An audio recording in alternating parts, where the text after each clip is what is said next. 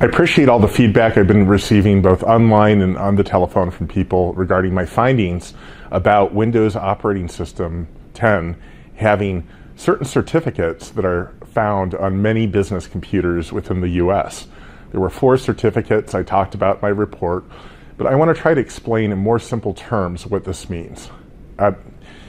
Think for a moment if you purchased a house back in 1998, and that house had certain locks installed on it, but the builder of the house kept the blueprints, had all the serial numbers of the keys and whatnot that were on that house. And they issued you a key at closing. But let's just assume that it was the builder's policy to keep the master key for each house and keep custody of that. Well, you might choose to not change your locks when you purchase a home to save money if you believe that the builder is reliable and authentic. And that said, many people do just that. But over time, as time goes on and years pass, the likelihood of that key to your house becoming lost or compromised goes up over time.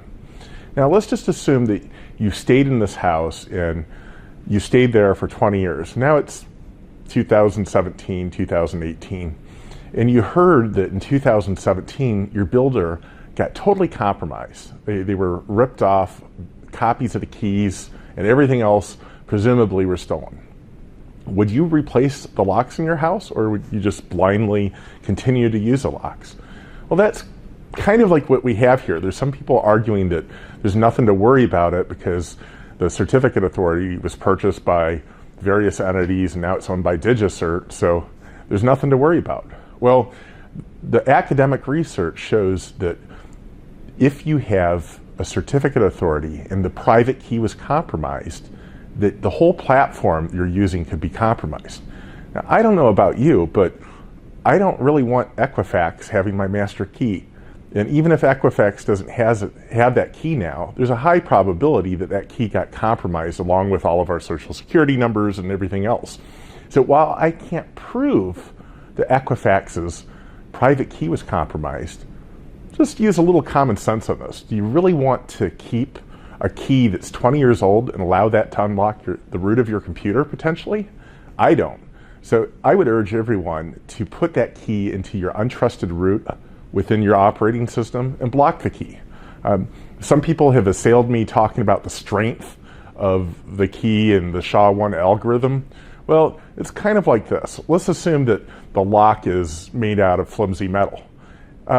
That's not ideal. Ideally, you'd have a steel lock, but if it was a aluminum lock, it might be of a lesser grade and easier for someone to brute force break in.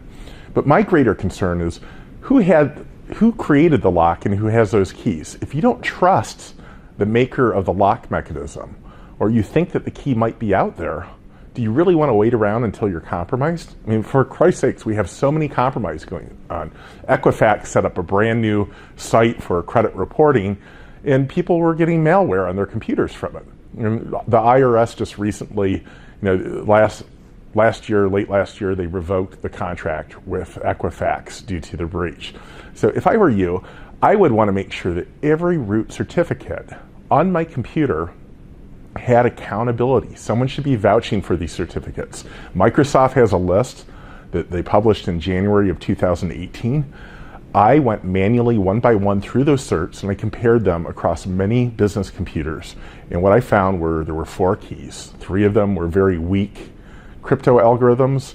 One of them was a SHA-1 algorithm from Equifax that's no longer used. But the essence of my concern isn't so much about the SHA-1 algorithm or the cryptography. It's about the lack of anyone standing up and saying that these keys should be here, and the fact that when we tested these keys and deleted them, sometimes they reemerged. So what you really have to do, you have to delete it, you have to put it into your untrusted root, and you need to make sure the keys aren't coming back. If those keys are there, there's no telling what type of malware or other rootkits could be on your computer.